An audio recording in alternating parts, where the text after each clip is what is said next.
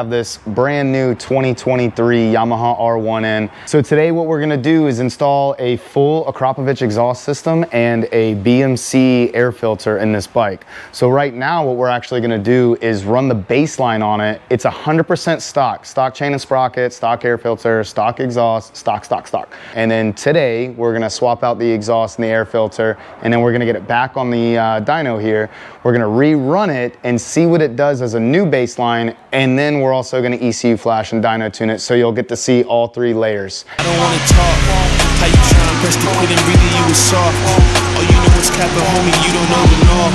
Pedal to the metal, you ain't catching me in park. I just need to stop. So we just got done running the bike, and here are the baseline numbers. We ended with, this is the best run we could get out of it.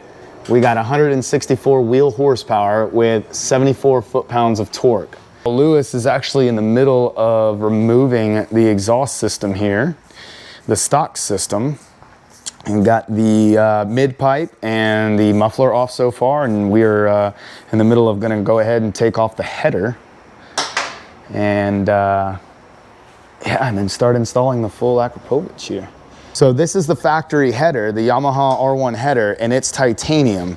Now, when they link it into the catalytic converter here and everything, they go back to steel. This is stainless. This is actually stainless steel, and then they have a titanium muffler to also try to shave weight. So this is where all the guts, the meat, all the heavy stuff is all in here. This thing weighs a ton. Look at that, 15.8 pounds. Good God, what a heifer. All right, and the muffler weighs in at 3 pounds, so we're at 18.8 pounds so far. All right, so the stock headers came in at 6.8 pounds. So we're at 18.8 plus 6.8. 25.6. So 25.6 pounds. That's a lot of weight. 25.6 pounds, that's a lot of weight. So what we're gonna do now is weigh in the full Akrapovic system, and we're gonna see what that one's gonna weigh in at, and then we'll do some math. Do some more maths. So here's the headers. 8 pounds, look at that.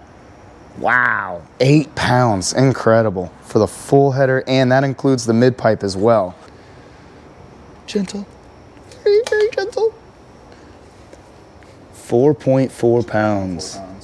13.2 pounds worth of weight savings. That's pretty substantial, honestly. That's very substantial. And not only that, but it's gonna breathe a hell of a lot better. This style is gonna breathe a lot better than that. After we get it all installed, we're gonna wipe it all down, we're gonna clean it all up. It's gonna look beautiful. So that way when it burns in too, it'll burn in just beautiful. All the colors will come in nice and even, and it won't look all splotchy from the oils from your hands and stuff. So once we get done with that, then what we're gonna do, we'll burn it on the dyno, like I said. We'll do a sound check actually, and that way you guys can hear it first. We'll get it up on we'll have it on the lift, we'll do the sound check, then we'll take it to the dyno, re-baseline it, and then we're gonna go ahead and flash and tune it, okay? We're actually gonna go ahead and do a sound check. We got the full exhaust all installed. Lewis crushed it on this thing. It looks killer. The craftsmanship of Akrapovic is bar none. I can see why they charge so much money for these.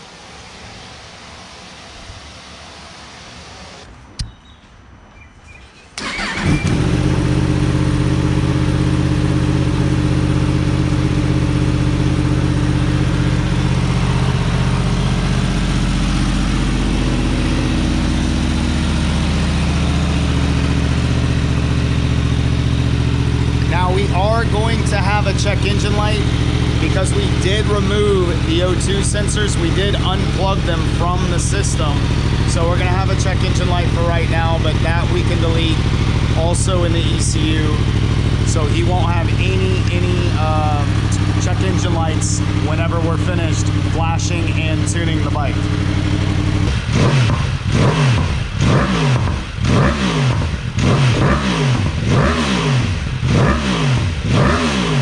We finally got done with the 2023 R1 with the exhaust installation and the air filter install. Now what we're gonna do, we're gonna baseline it again with the new exhaust, and then we're gonna do the full ECU flash and dyno tune.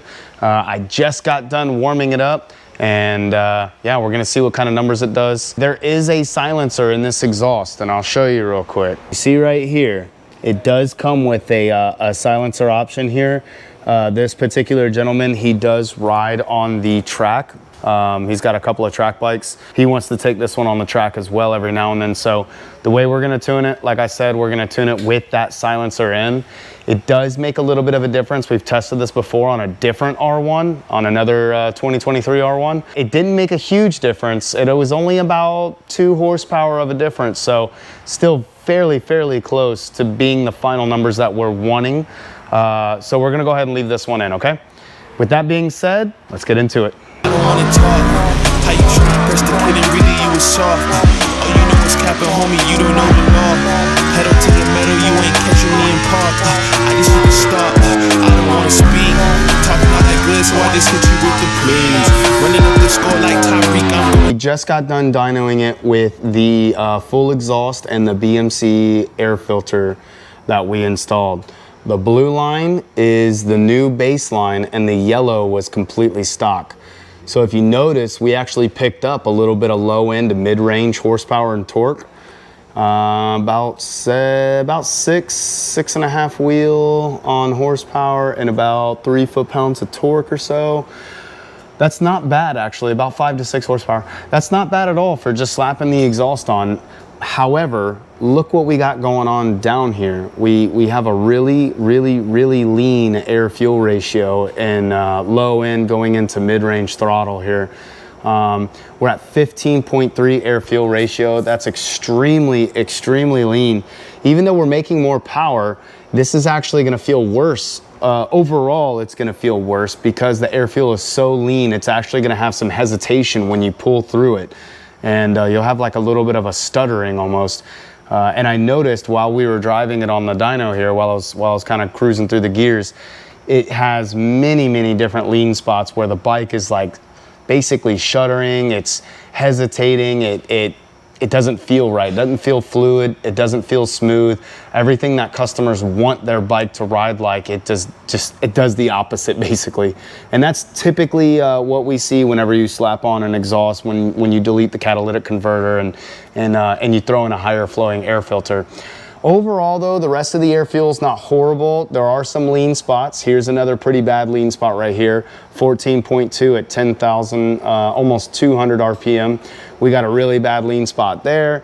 It goes a little rich here for the crossover. And then here's the restriction, the throttle restrictions up top.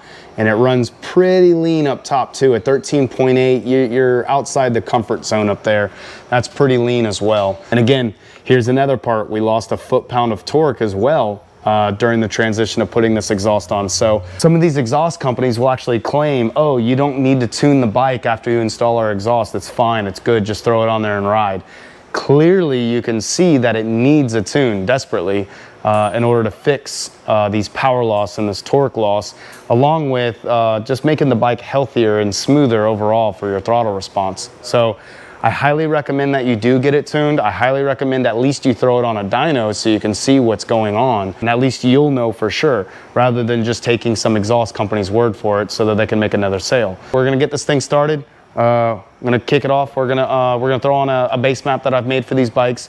We're gonna see how close we get, and then we'll tweak it from there. So, all right, here we go. Deep. Watch me how I'm saucing, I be spreading it with ease. You gon' see the peace, you gon' see the flex when you hear these writtens. Trust me, you know the difference. I got a long ways to climb before you see a slippage. I see the process and the journey I'm supposed to be, but perplexed, cause I don't really see nobody close to me. Hopefully this ain't wasted and I know it ain't. You gotta take the time to season it, to marinate. You need the patience under pressure just to detonate. I'm trying to blow up and these heathens need to get it straight. Gifted with a vision and We finally finished that 2023 R1, and we have all of the results here laid out for you. This thing picked up pretty dang good power overall. As you can see, here's our baseline, the green line. We made 164 rear wheel horsepower with 74 foot-pounds of torque. And then when we installed the full Acra, our new baseline was 161 rear wheel horsepower and 73 foot-pounds of torque. We actually lost peak power and peak torque. But if you see here, the blue line is the exhaust installed and the green line was stock. So we did pick up low end to mid-range power. We did pick up a decent amount here. Let's see, let's target, we're at 7,000 RPM here. So we did pick up about 5 rear wheel horsepower and about 4 foot-pounds of torque. So again, that's actually pretty good for just installing an exhaust system. But then up here, this is where we actually lost our horsepower and torque up near the higher end. Now again, this is a stock ECU. This is not a flashed or tuned ECU, but we did lose power. We lost about 4 horsepower here and about 2 foot-pounds of torque here. So again, we actually did lose higher RPM horsepower and torque when we installed the exhaust system. I was not expecting that, to be honest with you, but it happens, you know, without the tune, it happens. Now, if you look at the red line, and I'll highlight it here so we can kind of see it. Look at this red graph now. We picked up substantial power throughout the entire power band.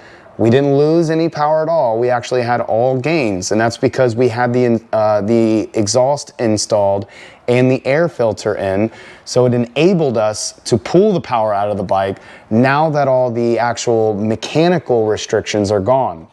Here, let's target a high RPM here. This is 13,000 RPM. We picked up, let's see, we went from 158 to 1, so we picked up a good 21 wheel horsepower and a good 8 foot-pounds of torque.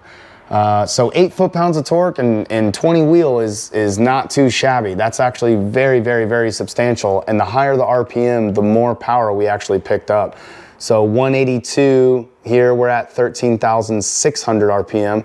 We're at 182 versus the 157. So again, you're at 25 wheel. Again, substantial gains, big, big, big gains on this R1. I'm very, very happy with these results. We ended with 182 rear wheel horsepower with 77 foot-pounds, 77.5 foot-pounds of torque. Now, I know some people on Facebook and things like that, when we've already posted some of this information on Facebook, and there was some replies where people were like, oh my gosh, that's all it made, blah, blah, blah. Yes, you know, Yamahas aren't known for their top end power, and we've had some other ones that have already made more. We had another one, and another 2023 that made 188 rear wheel horsepower. You know, he had some other types of mods though. They were very similar, but they were slightly different mods. You know, and it's also starting to get warmer down here. We are starting to get into springtime / summertime here in Florida. So the weather's getting hotter, the humidity is going up, you know, it's starting to rain now constantly. So that could play another factor. They do have correction factors and stuff like that, but that does play a part in power. You do lose power because of the weather changes. You do, no matter what. When it's colder out, you're gonna make more power. Colder and less humidity, you're gonna make more power. So there's just things like that are factors that we have to remember, okay? So now if this guy did a chain and sprocket and we put a different style air filter and we did some other kind of mods like airbox mods and stuff, yes, we could pick up some power and we can make that 185 to 188 range, no problem, on pump gas. That's not a big deal. Over time, he'll probably add to it and we'll make more power. But for right now, this is where we're ending with. And you know, I tell people, just don't get caught up in the numbers. Just feel how it rides, see how you like it and everything like that, because I can guarantee you could have a rider on a 190, 197 horsepower bike, but guess what? They may not know how to ride it to its maximum potential. I mean, that's a lot of power for a stock wheelbase and a stock height bike. Trust me, I've been doing this for a while. That's a lot of power. Not a lot of people can handle that. So it's not always about how much power you make, but how much you can handle. So just keep that in your minds whenever you guys are going after these numbers. Everybody loves to get really caught up in the numbers, but I can't stress it enough that as long as the ride is smooth and it's making the power, trust me, the bike will ride out. You'll forget all about the power numbers. You're just gonna fall in love with the bike. The owner loves it. He's been commenting on our Facebook posts and stuff, and he's saying it's smooth, it's great, it's everything he wanted, and he's a very, very picky customer. So if he's happy, then I know the bike is perfect. So that's really what matters to me. I could care less about how much power it made all in all, as long as the customer's happy and it's within the acceptable range. I hope you guys love this. I hope you enjoyed this content. I'm really trying my, my hardest here. We both are, me and Lewis, and we have editors now that are editing the videos for us. They're all working their tails off to make sure that you guys are getting good content. If you could, please leave us a comment, a like, a follow. You know, do all those things to help support us. We really do appreciate it. Our numbers are growing, and it's all thanks to you guys. I can't say it enough. It really means a lot to me. It does. So thank you again for your support. Thank you again, and we'll see you on another episode. All right?